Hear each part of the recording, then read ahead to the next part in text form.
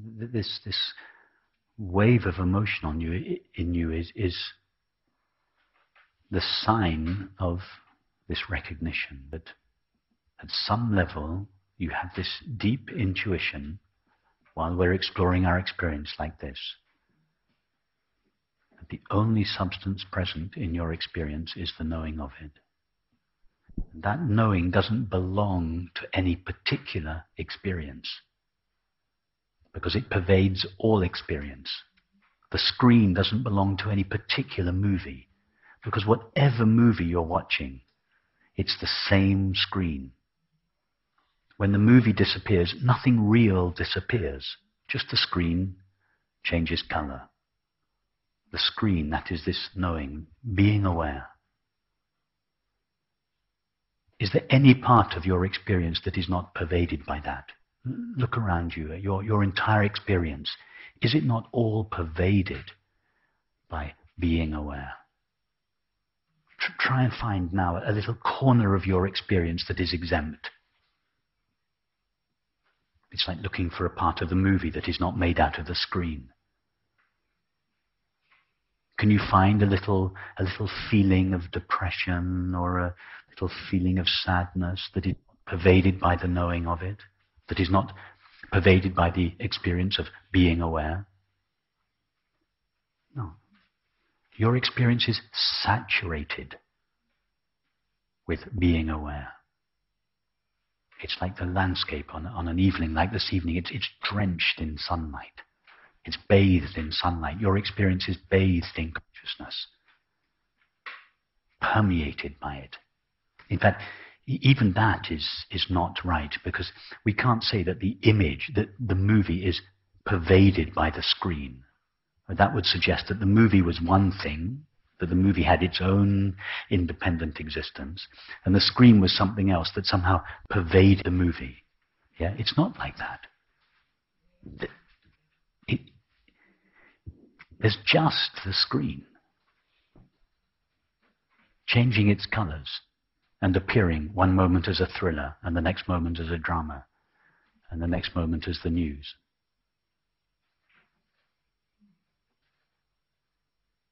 There is just the experience of being aware, appearing one moment as thinking, the next moment as sensing, the next moment as feeling, the next moment as perceiving. The problem is that we believe, and more importantly feel, that the experience of being aware just pervades this little corner of experience called my body, and that it doesn't pervade all of that. But is that your experience? I know also that is true, that it pervades everything. Yeah, I know that I have the experience that it also pervades everything, but no. I am forgetting that also. Well, just keep reminding yourself. Keep reminding yourself. Keep reminding yourself, like we're doing now. When you're sitting in your home in Amsterdam, without anything particular to do, just sit and just look around, and just say to yourself, my only experience of the world in this moment is seeing and hearing, or seeing and hearing and touching. Or if you're drinking tea, seeing and hearing and touching and tasting. And then ask yourself, what is seeing, hearing, touching, tasting made of? It must be made of something. All that's there is the knowing of it. All that's there is being aware of it. What would happen if you removed the knowing of your experience from experience? Remove awareness from your experience. What would happen? Awareness remains. No, if you imagine removing awareness, you can't, but just imagine it. Imagine you could remove awareness from experience. What would remain?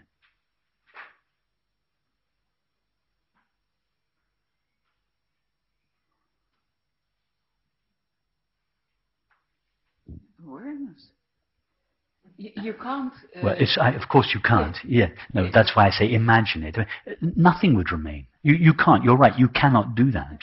In other words, all there is to your experience is the awareness of it, is the knowing of it. And when you're sitting at home, when you're walking down the street, when you're sitting here, when you're eating dinner, just continually remind yourself, just pause. Say to yourself, is there any substance present in my experience other than the knowing of it? Other than the experiencing of it?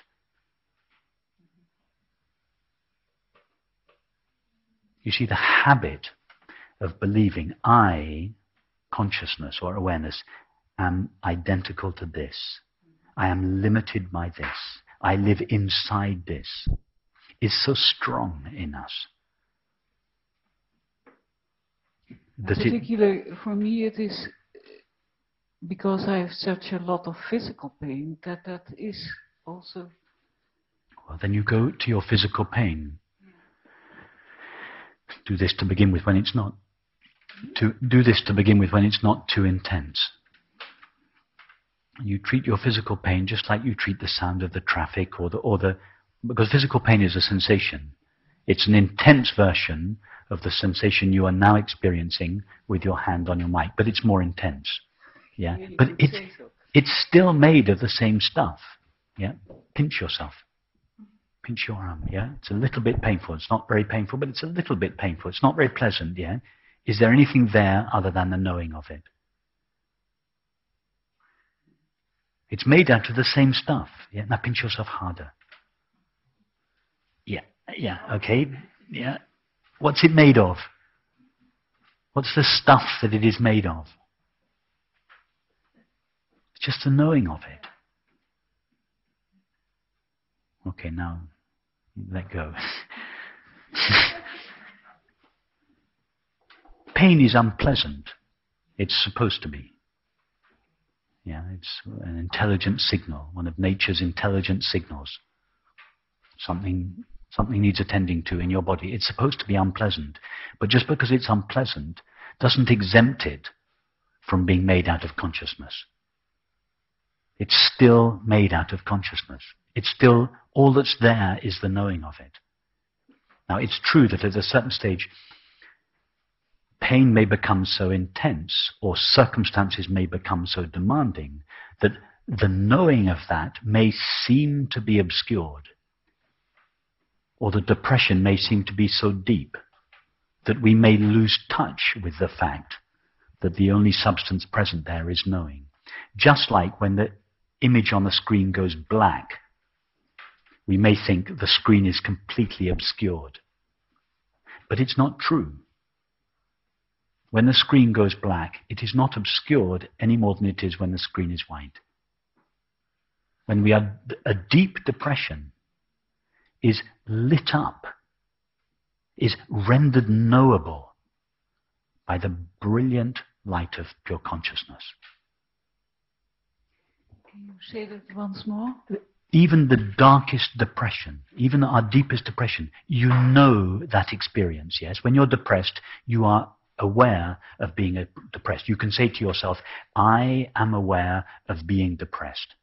Now, the I that is aware is what illuminates or renders knowable the experience of depression. And oppression is dark, yes, it's heavy, dense, and dark. But it is lit up by something that is brilliant and luminous and transparent and empty and innately peaceful. Pure consciousness. So even our deepest depressions confirm primarily the presence of the brilliant light of pure consciousness. Nothing can obscure that unless we consent to its obscuration, in which case it seems to be missing. If we believe the black image on the screen has veiled the screen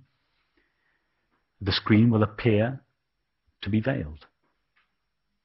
If we believe that the landscape on the screen is a real landscape, we will by definition think that the screen has disappeared, only because we believe it. As soon as we realize, no, the landscape is just an image, it's just a modulation of the screen, right there, the screen is totally visible. If we believe that our depression obscures consciousness, that's how it'll feel. If we realize that our depression is lit up or known by the light of awareness, and our attention is drawn towards that light of awareness rather than towards the darkness of the depression, then that light of awareness will be our experience. And the depression will gradually dissolve in that light.